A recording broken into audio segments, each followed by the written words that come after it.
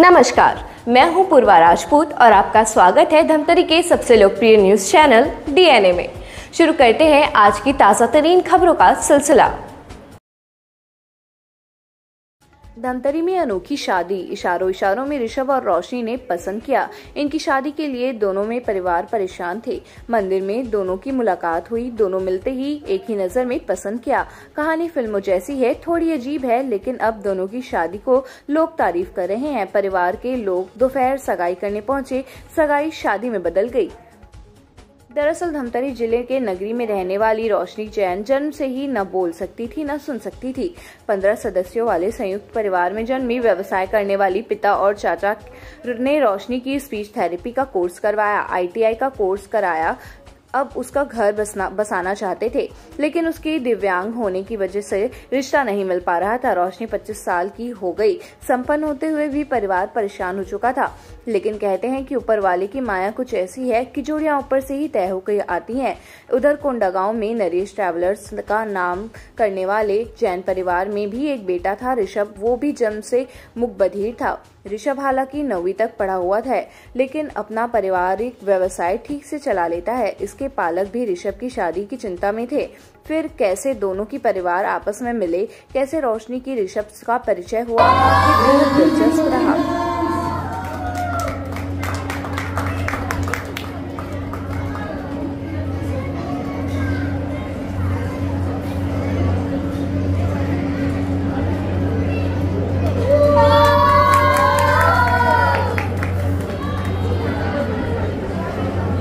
तो तालियां तो बजनी चाहिए, हिंदी बस इतनी तालियां हैं, एक बार जोरदार।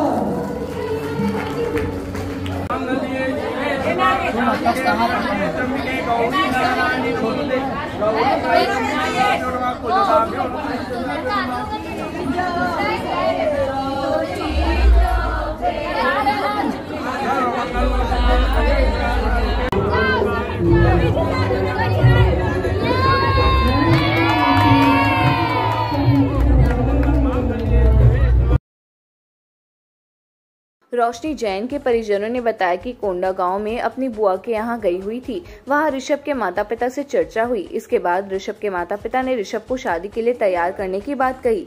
वहीं रोशनी को शिव मंदिर ले जाया गया, जहां पर ऋषभ को भी लाया गया था। वहीं ऋषभ को नहीं पता था कि वह रोशनी से मिलने वाला है।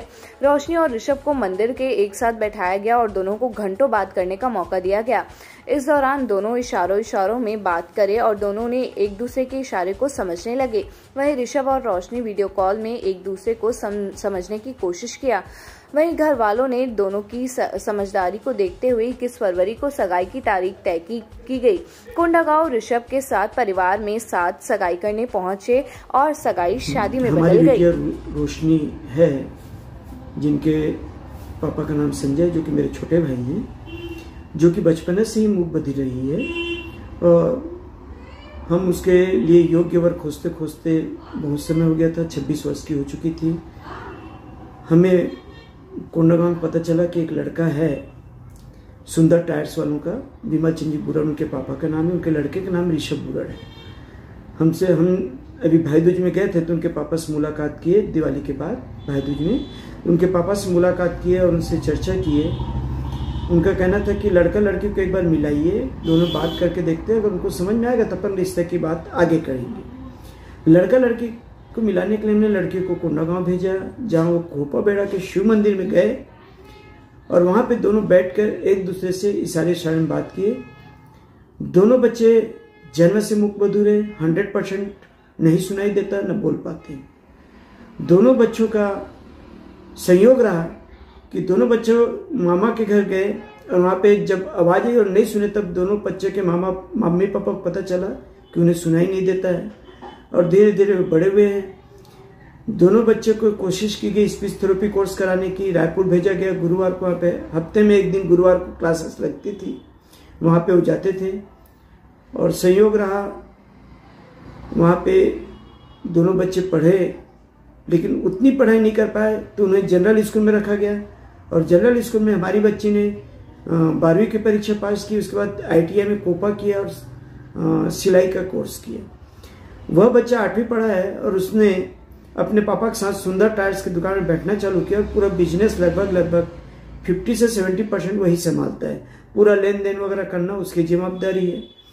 और जब हमने इस योग्यता को देखा तो हमने प्रस्ताव किया कि हम करने तो सहमत है, पर दोनों बच्चे जब एक दूसरे को समझ लिए अच्छे से, तो लड़के के पिताजी बोले कि हम इस रिश्ते को आगे बढ़ाना चाहते हैं और आपके घर आके देखेंगे। उसके बाद दोनों बच्चों की वीडियो कॉलिंग से कुछ दिनों तक बात हुई। दोनों बच्चे जब अच्छे से समझ गए तो 16 जनवरी के करीब समधी जी देखने आए और उन्होंने कहा कि अपन सगाई करेंगे, शादी बाद में करेंगे। और तय हुआ 21 फरवरी का डेट, वो सगाई करने आए। सगाई करने के बाद समाज जनों की राय बनी और वो शादी करके ले जाऊंगा बोले, और उसी मंडप में उनका विवाह संपन्न हुआ। 21 फरवरी को जब विवाह संपन्न हो रहा था तो वर के चाचा जो नरेश ट्रेवल्स के मालिक हैं, श्री नरेश जी साहब ने कहा कि ऐसा लगता है कि दोनों की जोड़ी ऊपर वाले ने बना के भेजी थी, और सबके मन में एक ख्याल आ रहा था कि रब ने बना दी जोड़ी। दोनों के हाव भाव और एक्सप्रेशन से लगता था कि दोनों बच्चे एक दूसरे के लिए बने हैं। और पूरे गांव वाले, पूरे समाज वाले उनको देखकर भारी उत्साहित थे, उत्साह से, उमंग से, आनंद से भरे हुए थे। समाज के लोगों ने बहुत इस जोड़े को बहुत सराहा और अपना खूब खूब आशीर्वाद दिया। विवाह के बाद 22 फरवरी को वो सुबह कोंडागांव पहुंचे, अपने ससुराल कोंडागांव पहुंचे हमारी बिटिया, और कल हम रात को उससे मिलने गए थे। तो विवाह के बाद उनका परिवार बहुत आनंदित, हर्षोल्लासित और खुशी से भरा हुआ था। और हमने अपनी लड़की से पूछा तो बोले इनको हमारे को बहुत अच्छे से रखे हैं और बहुत अच्छा व्यवहार कर रहे हैं, और सभी उसके ऊपर पूरा आशीर्वाद बरसा रहे थे। ऐसी जोड़ी मिलना बहुत दुर्लभ होता है।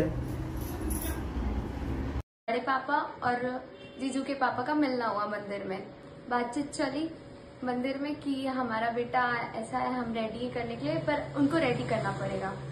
तो फिर हम लोग 3-4 दिन में कोंडागांव आए, हमारी बुआ यहाँ रुके, फिर थोड़ा घूमे फिरे। फिर अचानक से उनके पापा आए घर और बोले कि हम उनके फ्रेंड यहाँ एज अ कजिन आपको मिलवाएंगे, ये मत बताना कि लड़की देखने आए हैं, दिखाने लाए हैं। फिर हम इनके फ्रेंड यहाँ गए, उनके फ्रेंड कजिन जैसा इंट्रोड्यूस किए। फिर ये दोनों को हम साइड बिठा दिए।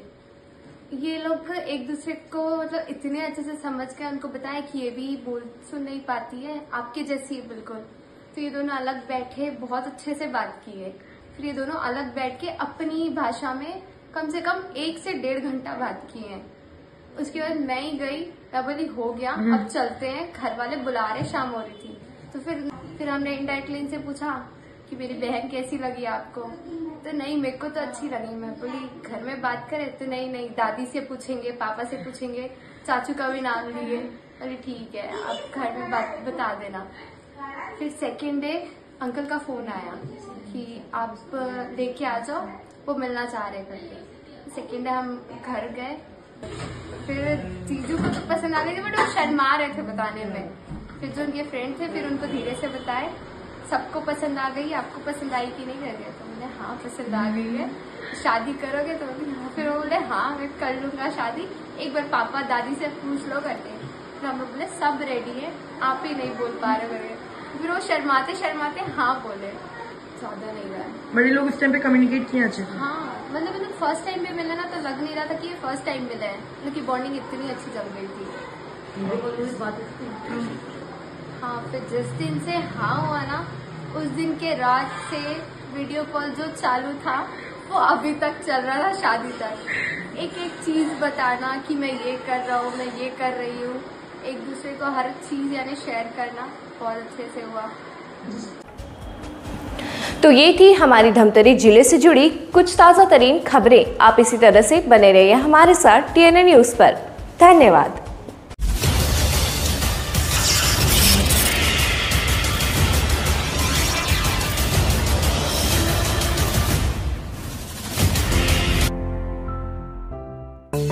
DNI न्यूज़, धमतरी का नंबर 1 न्यूज़ चैनल। अब देखिए HD में,